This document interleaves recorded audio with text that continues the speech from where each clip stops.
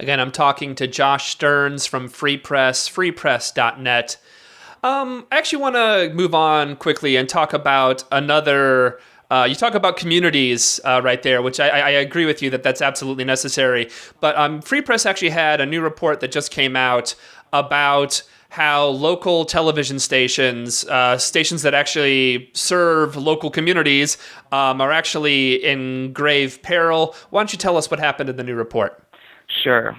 So we have a report that just came out today that actually shows how FCC in action at the Federal Communications Commission has unleashed a new wave of mergers across the U.S. And the interesting thing about this report is that you might not even recognize the companies that are taking over local TV. So we're used to hearing about Disney and CBS and Comcast and Fox News, or Murdoch's empire at News Corp. Those are names that people always associate with media consolidation. But the thing is, this new media consolidation is taking place in a very different way. So this is happening in small communities around the U.S., many of which are swing states when it comes to elections.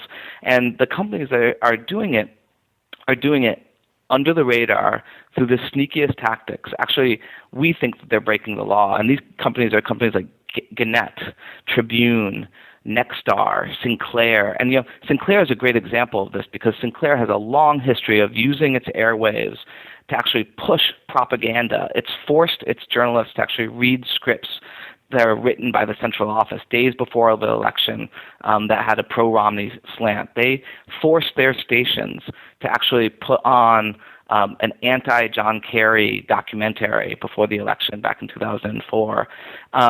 And now we have them doubling their reach and expanding the number of stations they control around the U.S. So now Sinclair, if they are able to go through with the deals that they have out there right now, will own 161 stations around the U.S.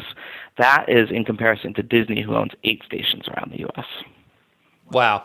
And I see that here in the report that you guys actually found that in the first 8 months of 2013 alone, 211 full-power TV stations ownership actually changed hands. That is insane. That is a very, very large number. So because these are deals happening between companies most people haven't heard of and happening in small and medium-sized cities around the U.S., they don't get the attention that something like News Corp buying up somebody in Atlanta or Chicago or New York does.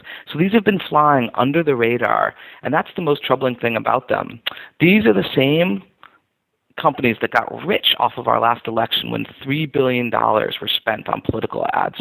So they raked in these dollars, and instead of reinvesting that in local journalism or expanding their local government coverage, instead they're buying up their competition. They're wiping out their competitors, and they're expanding their reach across the U.S.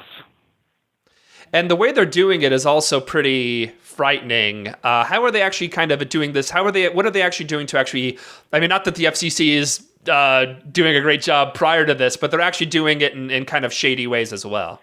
So we flagged for the FCC a couple of years ago the fact that stations were engaging in what we called covert consolidation, which means one station doesn't buy the other station. Instead, they just have a legal agreement where the logos on the letterhead stay the same, but one company actually takes over the other company's newsroom.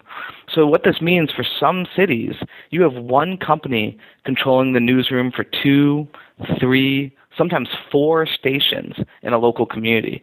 All the news, you change the channels, the news looks the same anchors, same scripts, same video, same issues. So what you do is you create a corporate-controlled echo chamber in a local community that not only means more layoffs for journalists, but less diversity of viewpoints and much less coverage of issues that matter to local communities. And this sneaky legal deal is getting underneath and helping these companies subvert the ownership laws that we have in place. So if you were to count these things the way that they should be counted, many of these companies would be in violation of ownership laws.